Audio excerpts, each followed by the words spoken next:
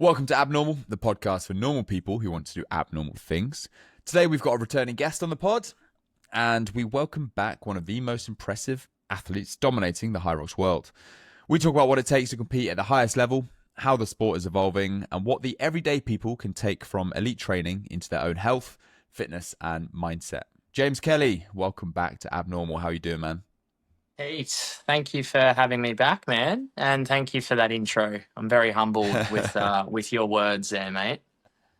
Well, it's the least I can do, and I know more about you now as it's our second episode together, and I'm very much looking forward to picking your brains on a few things now that I know you that little bit better, and I know just how smart you are in terms of health and fitness, not just on the elite level, but also coaching-wise and all that sort of stuff as well. So looking forward to getting into it, man. You too, man, and hope you've been well. I heard you were over in you were in India for the first Hyrox in India. How did that go? Yeah, you're right. It was awesome. So I've just got back from Delhi. I was emceeing over there in Hyrox, and it was very different to the ones that I've seen you at, JK. Like it was a very different kind of Hyrox event, very in its infantry stages, I would say, but it's got huge potential and very different vibes. Like, yeah, you can tell it's one of the first ever Hyrox that they've done in India, but it was very cool in terms of like the vibe, the party, the dancing and the crowd. Yeah, Cool to see an emerging market like that. And you know how big it's going to grow. Like it was the same thing in Asia. I competed in the first ever Hyrox in Hong Kong, and even just 1 year after that event, the event was completely unrecognizable. Like it was huge. It was completely different. The times I won that event in doubles with a time of 1 hour and 2 minutes. So it goes to show you the kind of standard, right? And then the next year we went back and thought we were going to win it again, and then we got smoked by like 10 minutes by a couple that had come in from Australia or something. yeah, and that's what it's doing right now. Like it's just impressive that we've had an Indian race now, which is cool. So it's it's more global than what we think, right? Yeah. And, I'm sure you've seen all the social clips recently. Like the founders have come out and said that it's no secret that they want it to be an Olympic sport. And I've seen so many social posts about Hyrox joining the Olympics and the kind of criteria that it needs to hit in order for it to be classified an Olympic sport, and like things like being associated with WADA and the anti-doping and all that kind of stuff. What are your thoughts on that, Matt? I'd love to hear it from the horse's mouth, from an elite athlete yourself. Like, what are your thoughts on Hyrox being an Olympic sport? Oh, mate, it's a great thing. First and foremost, we got told at World Champs this year, and it's actually that what they're trying to do is bid for the 2032 Olympics, which I'm biased. I would love because it's my hometown in Brisbane. So I'd be wrapped. However, that's still seven years away. So, man, I don't know if I'll still be running around in 7 years or not. So, but with respect to it potentially being, or there's talk of it being an Olympic sport, geez, it'd be fantastic. It'd be absolutely fantastic. But I'm pretty sure there's a lot of work to do for that to happen still. Yeah. I can't even imagine the work that must have to go on behind the scenes to get into the Olympics. But on the surface, it seems like it's more than possible. Like it's the growth of it. I'm sure they've got all the data behind it, but the growth, the expansion, equal weighting between men and women. You've got the team element, the individual element. It's accessible, which is good. It's not like a rich man sport sort of thing. It's like worldwide accessible. So I think they've got a lot going for it, and hopefully, fingers crossed. As I said, Brisbane would be awesome. You might not be involved. I think you obviously still got the potential to be because you're inhuman. But even from a coaching standpoint, you never know. I'm sure they'll need some experts on Team Australia to get them over that finish line.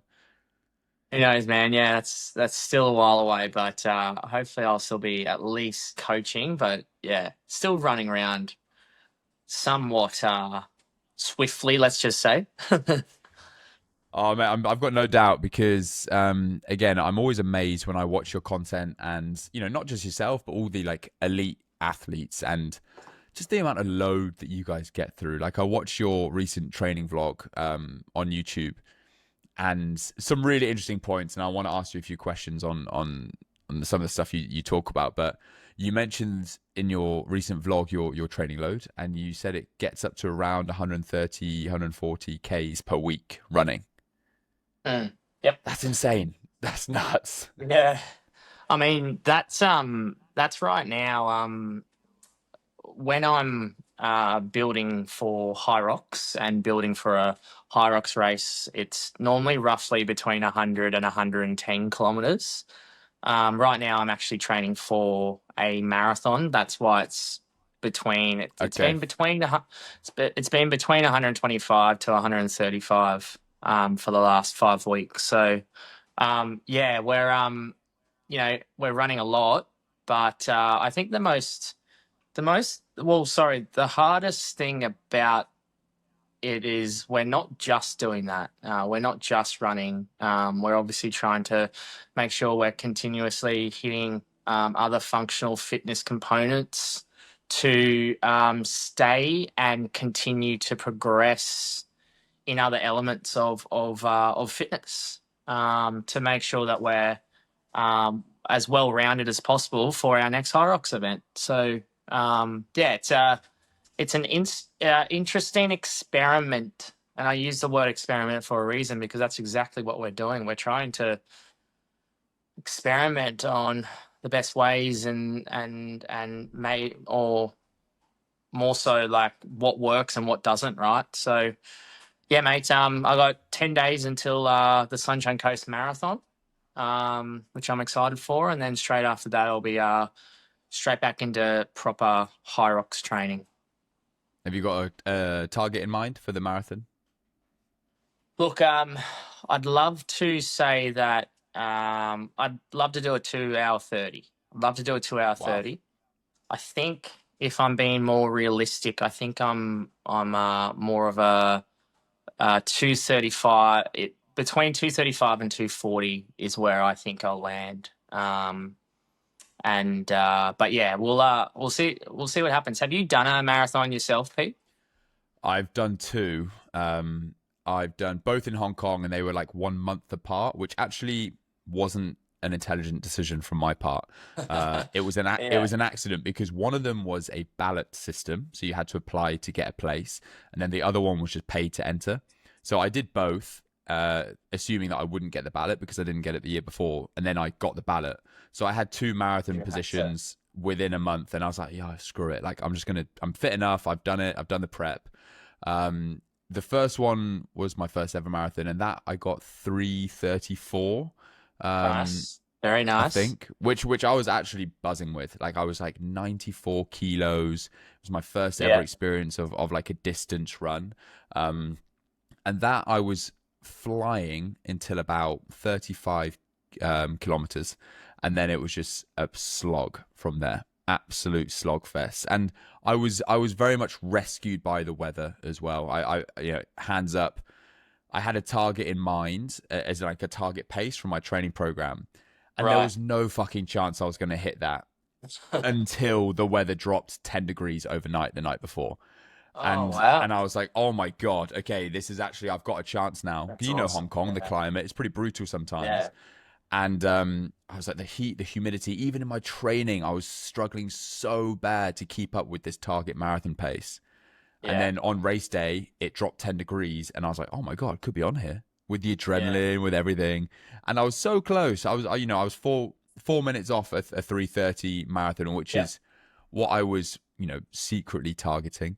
But damn, man, I haven't done one since. I do want to do another one. I actually quite want to get into triathlons a bit more. I love Yeah. the Cool. variety Well, of that. it's interesting you say like you were good until the 35-kilometer mark. I've done a few marathons back 10 years ago now, but I get so curious. And again, I'm using that word for a reason as well. I am curious this time around to see what happens at the 35K Oof. mark. I might fall to pieces because I haven't had the weeks and and the volume behind me to actually put into to train properly for a marathon, or, and this is what I'm curious about, due to the other strength elements of my lower body and like the strength and stamina endurance side of things that I do in the gym, if that's going to play a role into holding me in good stead at the back end of the marathon. So Mm. let's just hope it's the latter, mate, and Yeah. I'll be flying through at about 2:35, mate. 2:35. Well, I love that you're using yourself as like a guinea pig, and I think that's what all good coaches do is like test their thesis on themselves. I'm interested to know what's changed from this marathon prep than from your previous marathon preps. What are you so interested in testing out and seeing what's changed? Well, for one, my last proper marathon was 10. Well, sorry, I did do one. No, I'll retrace there. I did do one about 3 years ago. And I wasn't as dialed in. I wasn't as fit aerobically back then to now. But when I was running quite a bit 10 years ago, when I was in my early 20s, I was just running. I was purely just running. I was not going to the gym and doing any strength work at all. So the difference here is that I'm a runner, but also I'm I guess a functional fitness athlete now, so to speak. So as I just said, I feel like my legs, my lower limbs, my torso, my core strength, my core stability is a lot stronger, a lot tighter. Which, as I said, will be interesting at the back end of that marathon to see if it actually does help out. There's so much out there these days with respect to how to train for proper endurance, whether or not strength is important, and there's always going to be pros and cons and different opinions. But I think for me, for if I can talk for myself, I think being a strong athlete rather than just a runner is going to hold me in good stead. Um, yeah, You'd like to think so, and I think all the sort of hybrid athletes out there would also love to believe that as well, because for sure. you know, I think what I admire about you guys is that you have such a high threshold for these kilometers per week, and you're such strong runners. But also you look at yourselves in the gym, and you're so strong as well, and you look like athletes. You know, when I look at runners. Again, obviously they're athletes. I'm just saying this with a massive pinch of Yep. salt. They're obvious athletes, and they're going at a serious pace. And actually, on the podcast, I had the winner of the Hong Kong Marathon on, a Kenyan runner, and he was telling me through his training routine. And he openly told me that he doesn't go to the gym. They don't gym in the Kenyan running team. They it's just miles on miles on miles, and Wow. and so that really blew my mind. But what amazes me about you guys and girls at the very top end is that you look like athletes in my head, in the Mm. typical athlete version. You know, you're throwing tin around in the gym, you're doing these movements at such a high level, but then also coming off the stations and running so quick, and not just for 1K, like you're training for a marathon. So it's like very well rounded in my Yeah. opinion. So I would love to believe that the gym does help, at least for the stuff that you're trying to achieve, and even it would be awesome to think that it helps with the marathon training as well, which is that longer distance. And so JK, like, another thing in your vlog, and you speak very openly about it, and it's been such a buzzword in the running industry for like the last couple of years, is zone two. Everyone talks about zone two, and I'm convinced 90% of people don't have a fucking clue what that means, myself included sometimes. So tell us from a coach's standpoint, then, what when you talk about zone two, what are you talking about? Well, my first thought that comes in my head when I hear zone two is that zone two is meant to be the zone two is meant to be easy work, right? And I think it's lost sometimes because of our heart rate data, number one. Number two, um, I'll be honest. Some people's zone two isn't easy, and that's not a criticism. Criticism. It's just they just haven't had the time to develop their energy systems. Now, going back to it, I'll just give you an example. My my coach who programs for me, who coaches me, never gives me a zone two run. He always gives me an easy paced run. Or sorry, not even the word pace, an easy run. And the reason behind that is because perceived effort and the feeling of easy versus the feeling of moderate versus the feeling of hard is more important and more valid than your heart rate data, which can have a lot of variables in it. And Mm. I even say, and look, like I love my Whoop. I love wearing my Garmin chest strap to get heart rate data. But have you ever thought to yourself, how on earth is this thing on my wrist like truly getting my absolute heart rate right now? Like I'm sure, like no offense to Whoop and no offense to Garmin and no offense to all the other tech companies out there that do the thing, right? But I'm like, your effort levels and and your perceived effort is far more important than what potentially this is telling you, or what your heart rate obviously is doing. So effort is a lot more important when it comes to easy, easy, easy slash zone two. Now, I don't want to, come across as if I can only use myself as an example, but I think it's more crucial to do so with this. My easy runs are in zone one. My easy runs are in zone one due to the fact that I've ran more days. I said this the other day on an Instagram post. I've ran more days in my life than I haven't. But that's the only reason why my easy is in zone one. That's the only reason. It's not because it is because I'm fit. I'm not trying to say it that way, but I'm just saying because I've been running all my life. Mm. My easy is in zone one. Um, if you haven't, and your easy, whatever easy is to you, is in zone two, or sometimes people's easy is still in zone three. That's okay. That's fine. But I challenged the concept here to I challenge people to try to understand that zone two is a myth, because what zone two is true, like a zone two run is truly trying to say, in quotation marks, right, is treat it easy and do whatever easy is in your eyes. So it's more a subjective measure in terms of you're saying you're being programmed easy runs. Um, so if one day easy feels something different to the next day, then that's fine, because you might be feeling different, you might be fueled Yeah, different, you might be less fatigued, more fatigued. It just depends on what your feeling of easy is on that specific day. exactly. And you nailed it there. I'll give you another example.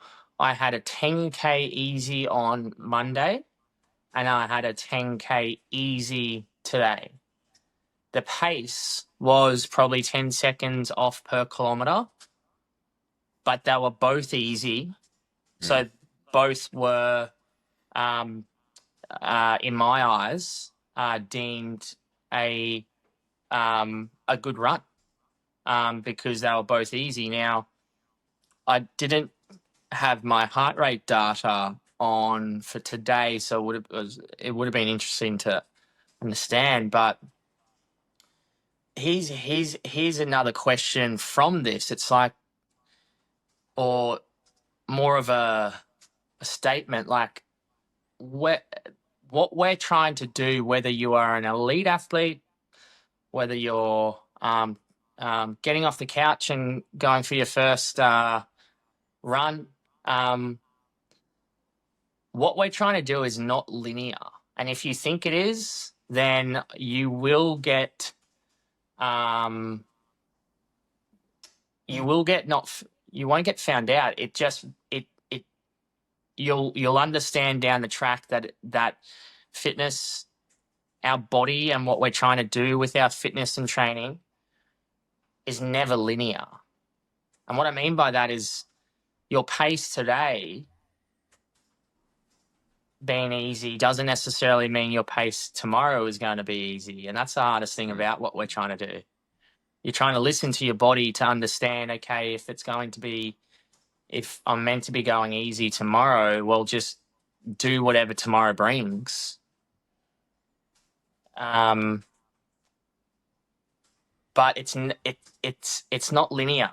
And again, going back to the whole experiment word, it's so true, because what we're doing, whether you're an elite athlete or that person coming off the couch, we're just trying to experiment, trying to get the most out of our bodies, right? Too right. And on that, then, JK, talk to us about what you mean when you say the 80-20 rule So when you're in your training. the 80-20 rule, and to preface, it's roughly 80-20. It's probably never bang on 80% and bang on 20%, but the 80-20 rule is doing 80% of your training at a low intensity, easy pace, and then 20% at a high intensity, anaerobic plus pace, anaerobic VO2 plus pace. I've been doing somewhat similar to 80-20 for the last 5 to 6 weeks with my marathon prep. I personally think when I look at my builds towards my Hyrox races, it's probably more so a 70-30 split, just because of the other movements involved and other components other types of workouts that we do. But I have learned the power of making sure that you understand the intensity that is required throughout a workout, throughout a week, and not just going hard all the time, because I tell you what, that's just going to beat yourself up, and you'll end up not being available to accumulate the volume that you need to do to rise your fitness level. Do you think that's one of the reasons why you're able to do this training load consistently week on week on week, because you know your body better, you know when to go hard, you know when to go easy? Whereas you're right, even people like myself, if I have an quote unquote easy session, sometimes I'm guilty of thinking that it was less worth it than going after it for a full session. So I can only imagine people that are getting into exercise thinking that you have to be on it 100% the whole time. It's a interesting topic, this one, Pete, because I'll use the example of group training at the moment, and group training for the last 20 odd years, right? I think group training facilities and functional fitness group training facilities have changed the way people train and change people's lives, because it's gotten people to want to train because they're training with their friends, and want to train because it's social as well as moving their body.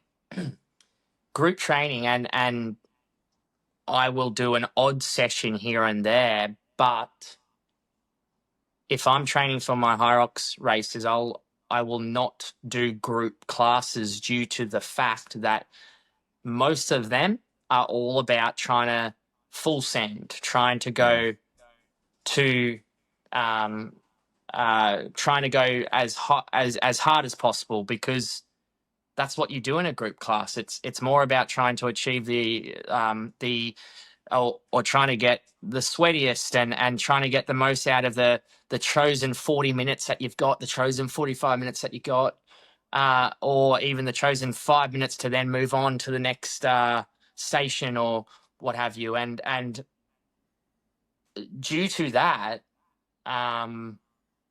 it creates a lot of people overtraining. Now, I love group training, right? For the purpose of people moving. That's what's Mm. the best about it. But the biggest learning curve that I've had for the last 18 months is diluting the ego and trying to understand when to go easy and then when to go, I'm going to even say moderately hard. I don't do a lot of full gas, balls to the wall workouts. They're either easy or they're in threshold.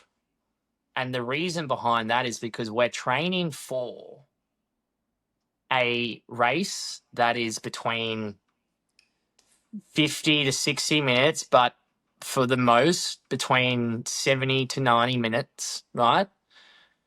We don't necessarily need to look at and spend so much time in our VO2 full intense energy system because it's a long race what we're doing. We're trying to build our aerobic capacity, which is our foundation, which is going to make everything that is at a higher intensity a lot easier in the first place. Mm. That makes a lot of sense. And following on from that, then JK, I want to talk about an example of like a random person, right? So if you as a coach had to train a complete beginner to run a sub 1 hour Hyrox in 6 months, what would their plan look like? Okay, the first thing I would say to them, and a sub 60 is not easy, and everyone listening to this, and Pete, everyone should be aware of that, right? It's not easy. There's a lot of people that are doing it now, which is fantastic, but it's not easy. The first thing that I would say is that you need to do 75 to 80% of your volume all by yourself because you need to understand you and your body and listen to what's going on with your body and your fitness versus working out with others and not even knowing it, subconsciously getting sidetracked because someone is slightly ahead of you on a workout or slightly behind you and you need to bury them or so on and so forth. The first thing is to state to them is if you want to go sub 60,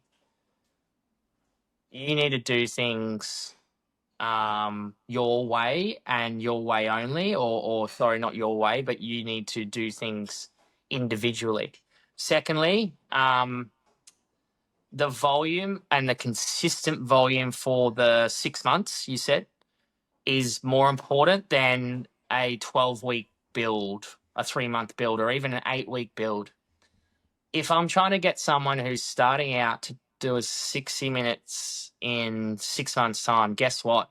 I'm not going to try to get them there in 3 months' time. I'm not even going to try to get them there in 5 months' time.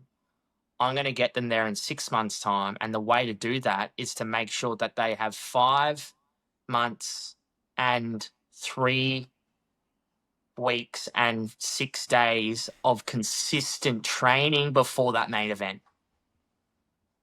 Because that's how you build fitness over a consistent time period versus going up and down with lack of consistency. And what I mean by this, to put it into even like easier terms, it's find out how much volume you can do per week and make sure that you can hit that X amount of volume per week and slowly but surely increase that for the 6 months. Slowly but surely increase that for the 6 months. Slowly go from, like running 20 kilometers a week to 25 to 30 to 35.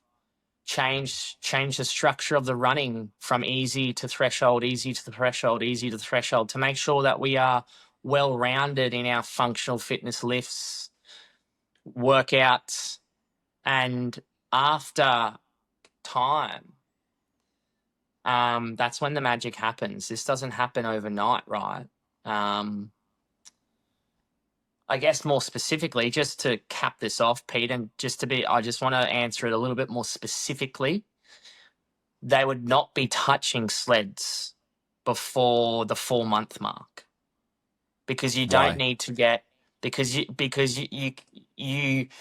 don't get stronger on the sleds just doing the sleds. You can, not saying you can't, but there's more bang for your buck focusing on the powerful and strong lifts such as front squatting, back squatting, deadlifting, unilateral strength, box step ups, Bulgarian split squats, touching the sled when needed, sure, but focusing on the compounded or the compound lifts, such as the squatting, such as the unilateral work, is going to get you to be stronger on those sleds in the first place. Yes, we will touch the sleds at the 4 month mark.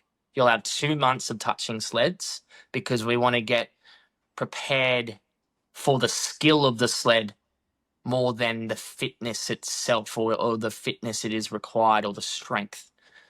And then from there, you won't be doing any,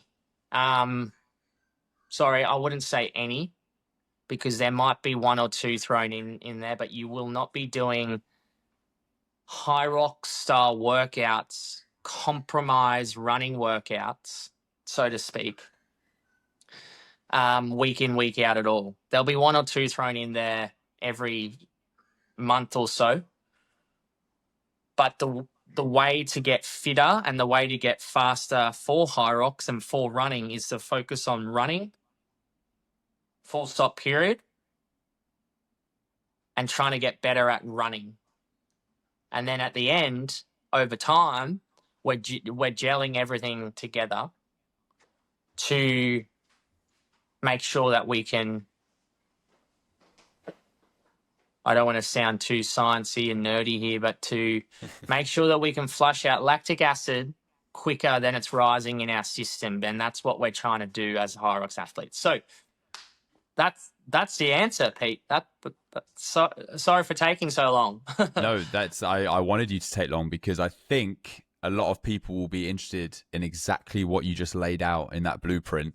And again, you prefaced it by saying it's all individual. You need to know your own body. Because I asked the question, obviously Hyrox is growing so quick and so many people are training for it. And I look in the gym every time I go to the gym, and there's always people doing compromise workouts, always people doing Hyrox style sessions where they're doing burpees, wall balls, sleds into a run on the treadmill or something like that. And it's every single session. And I used to do the same as well when I'm in a Hyrox prep.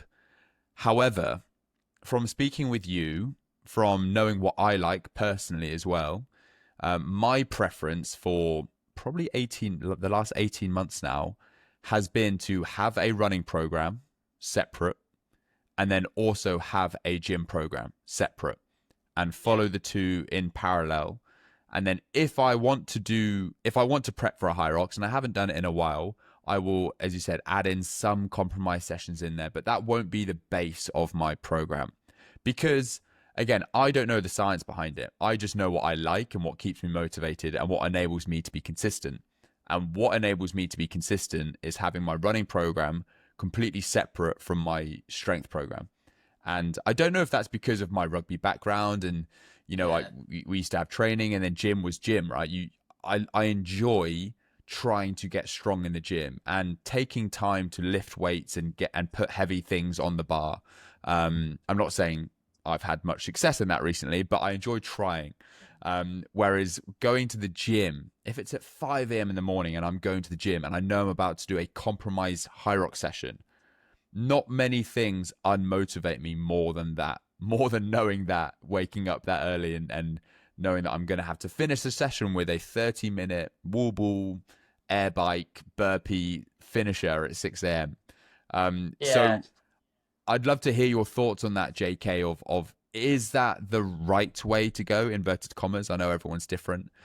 Or should people be looking at more of an all-encompassing program or two programs running parallel?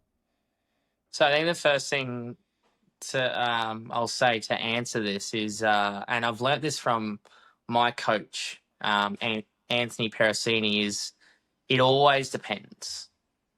Um, every question that I get thrown from a coaching perspective, the first thing that I'll answer with is it always depends. Because here's the thing, Pete. If um, if you were actually saying the opposite to me as an athlete and I was coaching you and you said, I'm lacking motivation doing just running. I'm lacking motivation just doing 5x5 squats and strength in isolation and running in isolation. Oh, like I'd love to actually start doing a little bit more like compromise like workouts like metcons. Guess what? Science goes.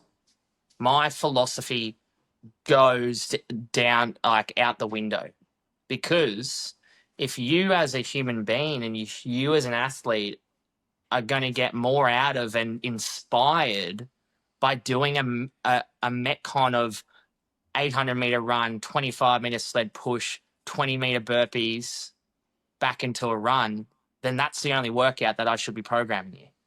Mm. So this is the trickiest part as a coach is, yes, I've got my way, or the way that I believe and in my opinion gets people prepared better for a Hyrox race, sure. And that is running in isolation for majority of the time.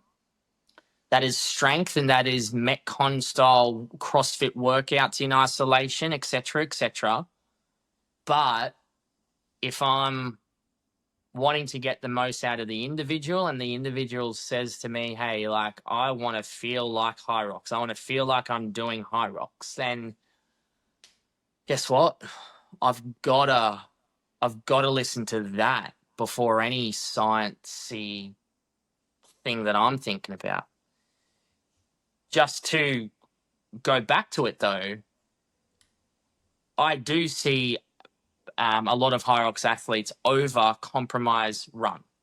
And what we mean by that, anyone who's listening, they're doing too many workouts that involve running into stations and station into running versus just doing running alone. And I challenge you, if you are listening to this and you're thinking, oh, maybe that could be me and I'm doing 3 compromise running workouts a week and I'm only doing 2 runs a week, I challenge you to flip that. I challenge you to do 2 easy runs a week and 1 threshold run a week, and then maybe 1 Hyroxy compromise run a week. Because, going back to it, Hyrox is a running race. Hyrox is a functional fitness running race. However, if you are 5 seconds better of a runner than you were last time, I guarantee that's going to hold you in better stead to finish with a faster time, rather than actually being somewhat more used to the feeling of compromise running. I know mentally it might serve you well to understand and do a few workouts beforehand to know that the feeling of running off a sled, running off the burpees, etc. But you're going to build up a fitness base if you're doing it in isolation more than not. So, following on from that, then, JK, you mentioned a bit about motivation and all that sort of stuff there for athletes. Why do most people quit their training goals, and how do you, as a coach, stop that from happening? Wow, I like this question. Why do people quit or quit their fitness goals? I think probably the most common thing there, Pete, is um, not not understanding the not understanding consistency and what consistency means versus going out so hot for 1, 2, 3 weeks, too hot where the only thing your body and your mind is saying is to have a few days off. And guess what? That few days off turns into a week off, turns into 2 weeks off. I think that's probably the reason why, or the most common reason is because people go too hard too soon. I think Yeah, the other reason is because I think a lot of people, and I'm putting my hand up for this, right? I'm not just saying this, and I don't want you, Pete, and any listener thinking that I'm saying this out of because I'm an elite athlete, right? But I think people put motivation down, or motivation is meant to be always there and is such a big thing. I somewhat think motivation it's natural for it to come and go. I'm training to be I'm training to become the fastest Hyrox athlete in the world. That is my motivation. But guess what? I don't have motivation for that every day. What there was days in the lead up to my world's prep that I wasn't motivated. But the biggest thing that I pride myself on, and I think a lot of others would and should, is keeping yourself accountable to your goals and what you want and your dreams. Your accountability and your ability to keep yourself accountable is way more important than your motivation. How many times, Pete, I'm putting my hand up here as well, have you thought you were planning to go to the gym in the afternoon, but 2 p.m. slump hit, you're not feeling it, but all of a sudden you just told yourself, you know what, let's just go. Let's just get something done. You're not motivated, but you're keeping yourself accountable to your word and your plan. You get it done, and guess what? Like, you feel accomplished. You feel good. too right. And that one split decision of just going, just rocking up and getting something done, keeping yourself accountable, even though that you're not motivated, is by far the most important aspect to someone keeping at their goals. So I don't think I answered the question correctly, but in a sense I went around and tried to answer it, and it's not going too hard to make sure that you understand your consistency over the weekly period is more important than just going hard for 2 or 3 days to then need time off. And then understanding that, hey, we're only human. Motivation comes and goes. It's keeping yourself accountable is what matters more. Yeah, I think that's such an important message. Discipline beats motivation 10 times out of 10. And I'm sure she won't mind using me as an example for this, but my wife, right, she's a yogi. She's super into yoga, all that sort of stuff, and loves it. But recently, in the last sort of 6 months, wanted to get stronger and get in the gym and all that sort of stuff. And it's a great example because talking to yourself or even myself, I was an ex-professional athlete, so it's kind of unfair to assume that we are starting from base level zero because we're not.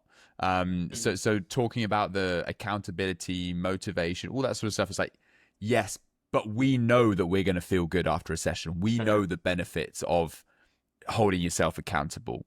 Um, but it's been such an interesting process with my wife going to the gym and starting this program because it's taken so many reiterations of what exercises she likes, what days she likes to train on, if it's going to be on the same day as when she's going to the office or having a long day at work. And I'm not her coach. One of my best friends is writing her program for her. But we've found such a good balance now, and she's absolutely killing it. And That's is it. now clocked up over, I think it's over like 75 sessions in the gym. And she does 2 sessions a week, but that's what works for her. So she can still do her other yoga stuff and does her steps every day and all that sort of stuff. And the app's really clever because it tells you all these like milestones that you hit, like when you hit 50 Awesome. sessions, 60 sessions, Yeah. how many kilos you lifted every session, and how many elephants that means you lifted, all that sort of basic stuff, right? But That's it's cool. funny. But it's I use her as an example, and I hope she doesn't mind because it's really someone like who's never trained like that before, and it's a good example of finding the right balance. And she's not training 5 days a week. She's not training 7 days a week. She's training twice a week in the gym so that she can still do all the other stuff that she really likes.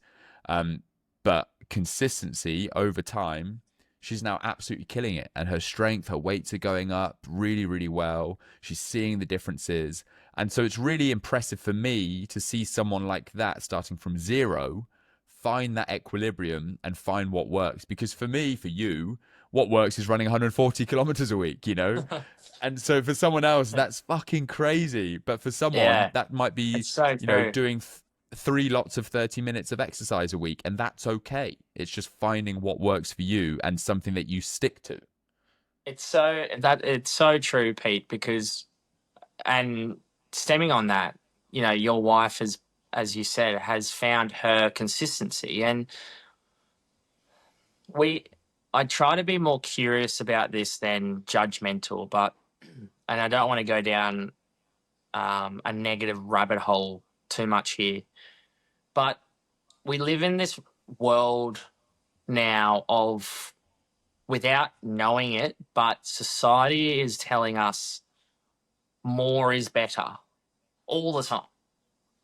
Mm. You jump on social media and someone's just run 500 miles across the desert and has broken a record. And subconsciously, that's telling you, listening to that you're doing fuck all. But in theory, he's just done something just crazy, and it shouldn't be telling us anything but like that's crazy. That's all Yeah, it's yeah, telling yeah. us, right? That's just crazy. But subconsciously, that is actually telling us you're doing shit. And Yeah. hey, guys, I'm putting my hand up running 125, 130, 140K a week. And I think that sometimes comparing yourself these days is sorry, um, yeah, it's so easy to do so, right? Because we live on our phones, we see what other people are doing, and we see it day in, day out, hour in, hour out, minute by minute. And I get caught doing this a lot. Um, but the fact of the matter is that, but if you really want to get the most out of yourself and your own fitness, your own health, your own life, you need to really try to find your consistency, as we just said, your own way to make sure that you can do it as consistent as possible. Um, and not focus on thinking that you are not doing enough. Because I challenge you as well, if you're listening to this, if your goals are your priority, and that is true and true, you will always do enough. You will always find time. You will always get it done. If getting it done right now means the consistency is 3 sessions a week, as you just said, Pete, or 2 sessions a week, then that's fine. And not getting caught up with what anyone else is doing is so hard. But I think the key to being consistent in the first place. Yeah, I think what you've touched on there is one of the biggest challenges that we all face every day. And again, it's such a first world problem, right? But it is a problem. And even, it's good that you're highlighting yourself. If you have those feelings when you're at the top of the game running 130 kilometers a week, and yeah, it's pretty tough when you just go on social media and you see all these amazing people doing these amazing things, and you sort of think to yourself, fuck, I'm knackered this week. I thought I trained really hard, but actually I'm a piece of shit and I'm not doing enough. You're like, what? That's such backwards thinking, right? But It is, it's isn't just it's natural. It's natural, and it's one of the biggest skills, I think, is being able to just focus on yourself and also give yourself a pat on the back every now and then for doing what you've Yeah. said that you're going to set out to do. And it's important, and it's a great message.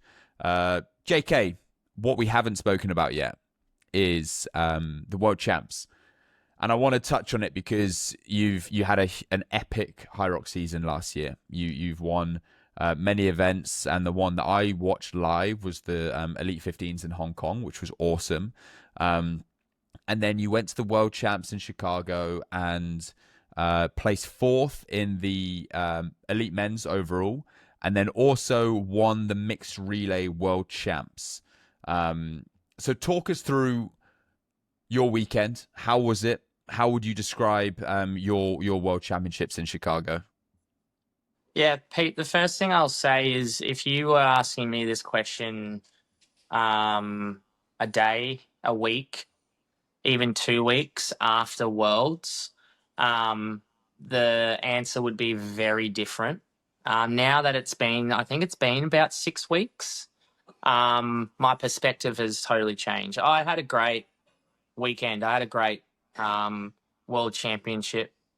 Yes, I'll be honest and blunt, I would have enjoyed a higher placement in my Elite 15 race. And I'm only saying that because I had done that all season. That's the only reason why. I had beaten these guys before. So, of course, I wanted to beat them again. But it wasn't my day. I wasn't up for it.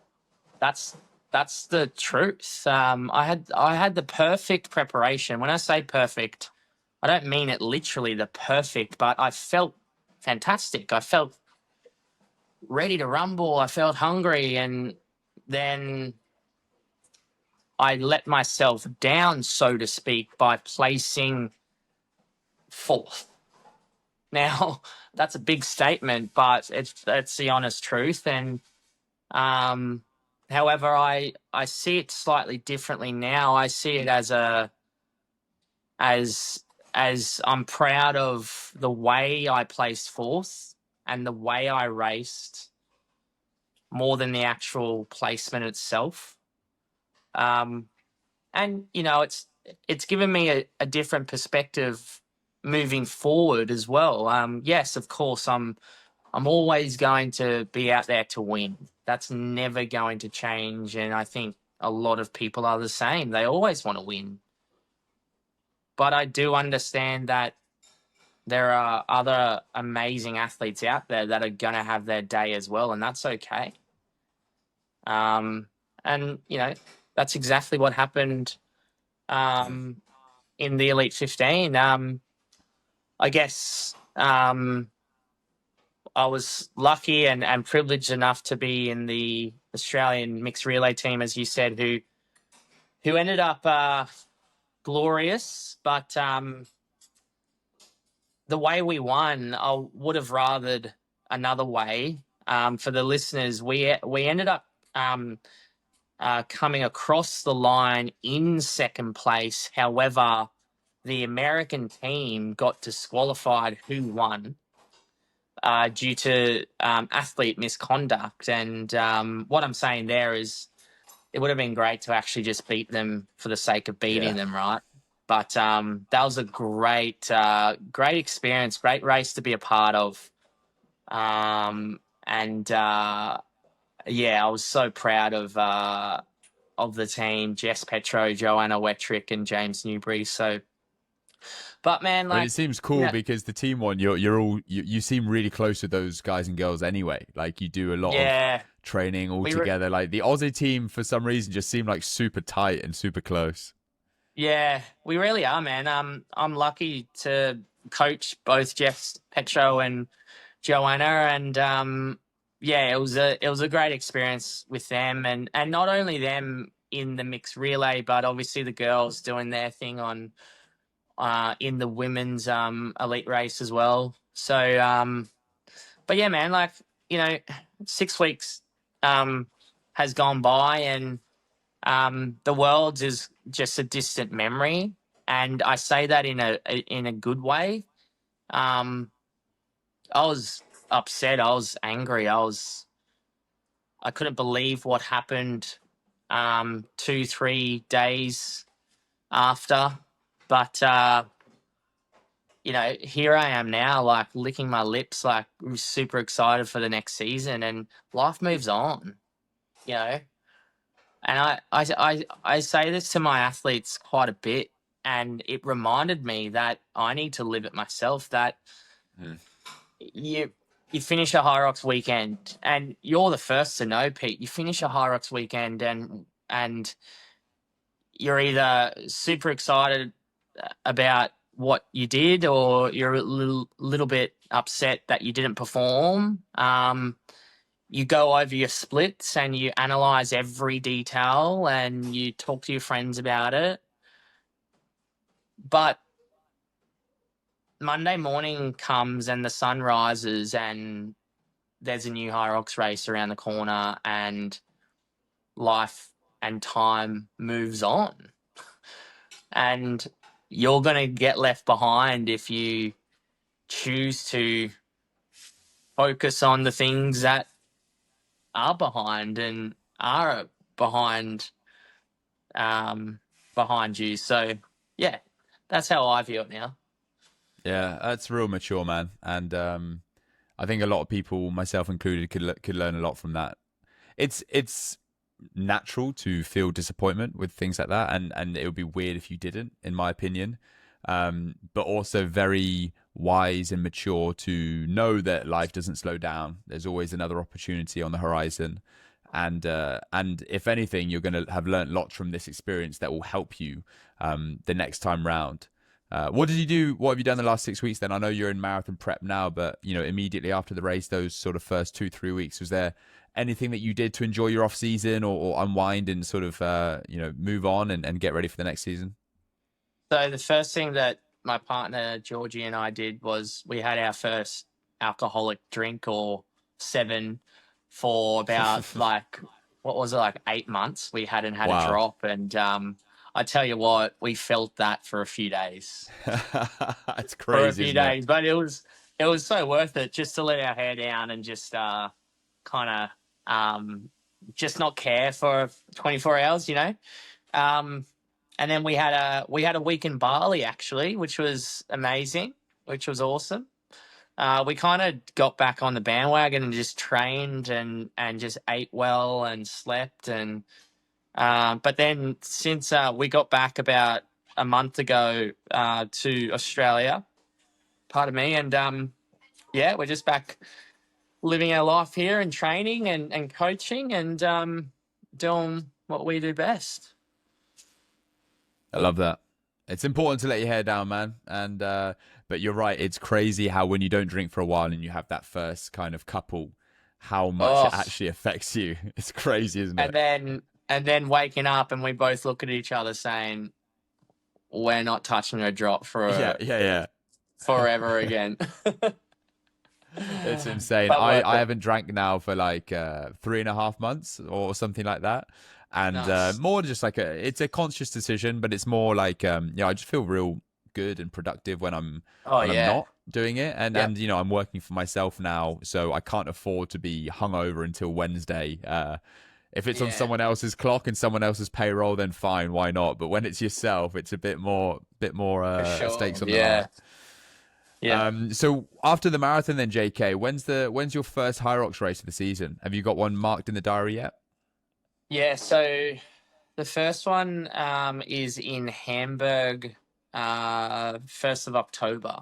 So Okay. that's the first major Elite 15 race for the year.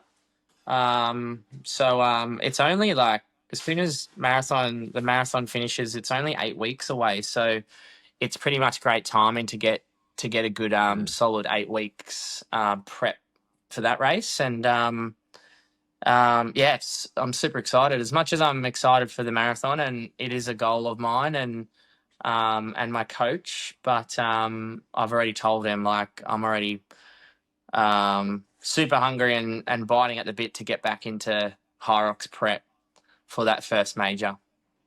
Yeah. Oh, that's gonna be awesome, man. Looking forward to seeing what you can put out in both the marathon and obviously Hyrox this season. Hope to see you at one of the events around the world. But honestly, man, good luck. Thank you again for coming on and sharing those pearls of wisdom. The more I chat to you, the more I just love asking you coaching questions and like genuine questions, not just about your Hyrox experience, but for the everyday person, because I think I really respect your knowledge as a coach as well as an athlete. So thank you for sharing those pearls, man. Always good to chat. Thanks, Peter. Appreciate it, and keep doing what you're doing, man. I love your content, and you're doing wonders yourself. Appreciate it, man. And hey, this is the second episode we've had together, and I can't wait for the third already. So That's speak it, to you man. soon, man. Thanks, Pete. Thank you for listening to this week's episode of Abnormal. If you enjoyed, please consider subscribing to the channel and give us a 5-star review in whatever podcast platform you are listening or watching on right now, as it goes a long way to help growing the show. Thank you, and see you in the next one.